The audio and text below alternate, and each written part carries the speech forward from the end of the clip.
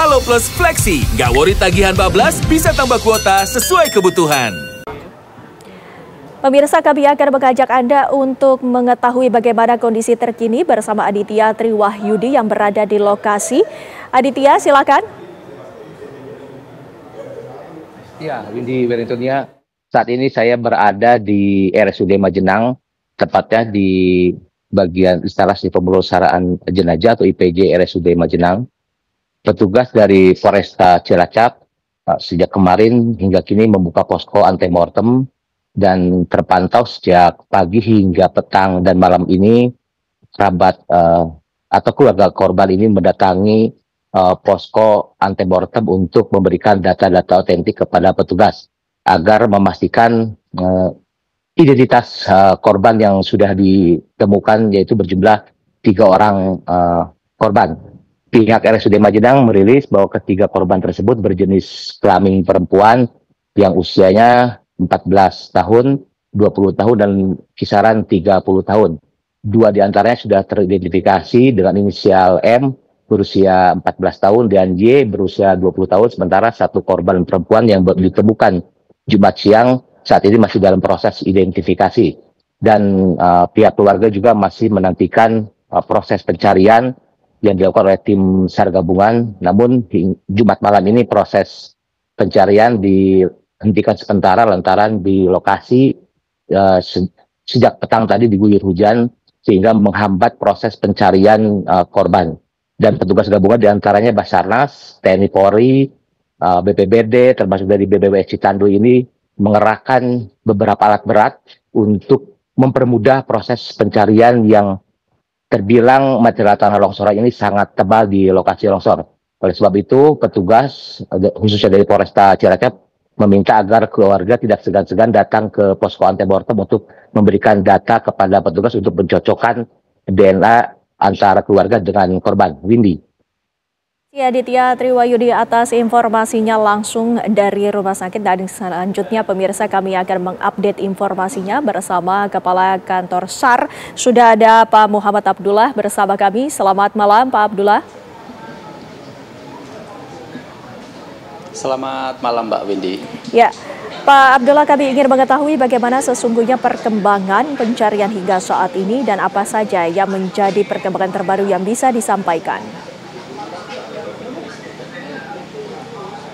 Baik, terima kasih Mbak Windy. Dapat kami sampaikan bahwa bencana tanah longsor yang menimpa di 2 dusun, yaitu Dusun Tarukahan dan Dusun Cibuyut, telah mengakibatkan beberapa korban jiwa. Salah satunya adalah di Desa Tarukahan, di mana korban selamat ada 15, korban meninggal dunia itu ada 3, dan dalam pencarian ada 7 orang. Dan Desa Cibuyut sendiri selamat ada 8 orang dan dalam pencarian 1 orang.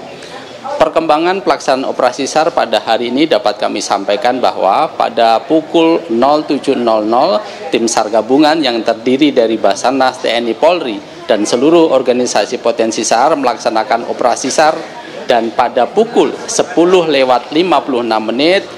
korban yang kita cari atas nama Bu Yuni telah diketemukan di sektor B, Woksit B1. Demikian Mbak Windy. Pak Abdullah, apakah ini artinya masih ada korban yang dalam pencarian, Pak Abdullah?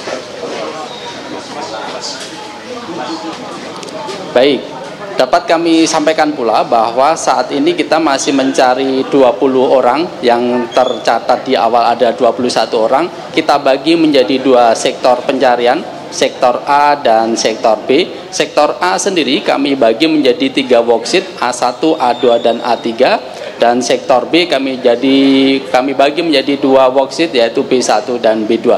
Begitu juga pelaksanaan rencana operasi SAR besok masih sama dengan hari ini. Kami bagi pada 5 worksheet, 2 sektor, sektor A dan sektor B, dengan menggunakan peralatan Alcon, peralatan manual, sampai dengan menggunakan eskavator. Demikian.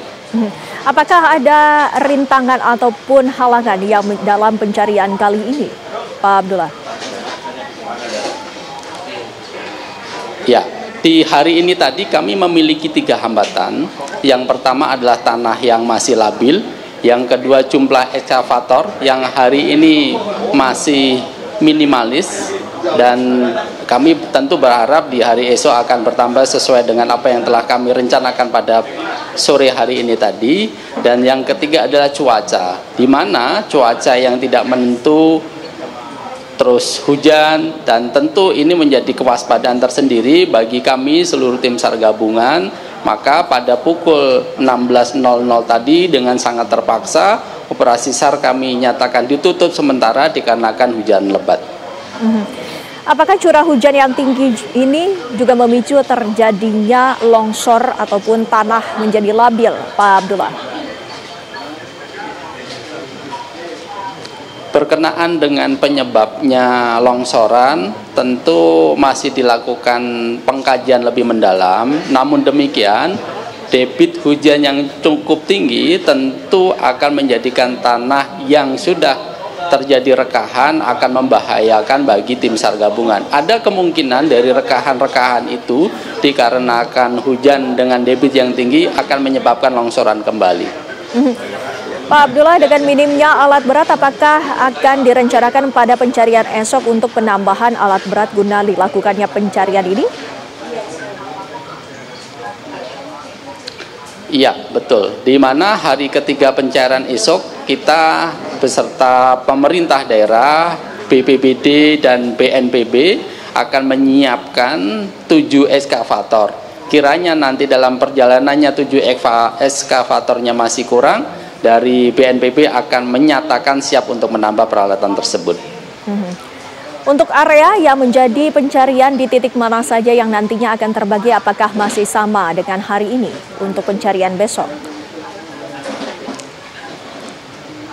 Iya, untuk metode pencarian maupun lokasi pencarian masih sama dengan hari kedua. Kami bagi menjadi 2 sektor, sektor A dan sektor B, di mana sektor A sendiri juga kami bagi menjadi 3 worksheet, A1, A2, dan A3.